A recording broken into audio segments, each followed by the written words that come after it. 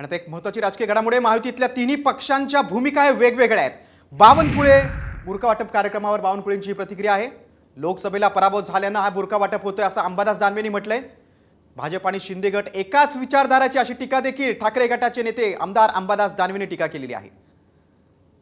भाजप आणि शिंदे गट एकाच विचारधारेचे आहेत असं विधान परिषदेमधील विरोधी पक्षनेते अंबादास दानवेंनी म्हटलेलं आहे.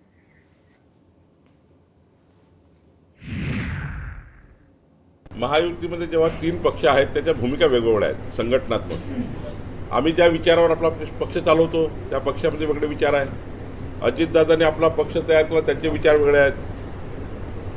शेवटी आम्ही एकत्र कशा करता आहोत.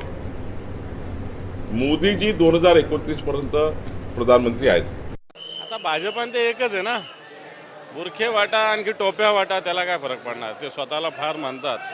आम्ही त्याच्याविषयी टिप्पणी करणे करावे असे कार्यक्रम, परंतु फक्त निवडणुकीच्या हेतून करू नये.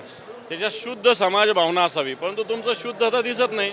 तुम्ही लोकसभेला हारले, तिथले लोक तुमच्या विरोधात गेले म्हणून आता बुरखे टोप्या वाटायला तुम्ही सुरुवात केलेली.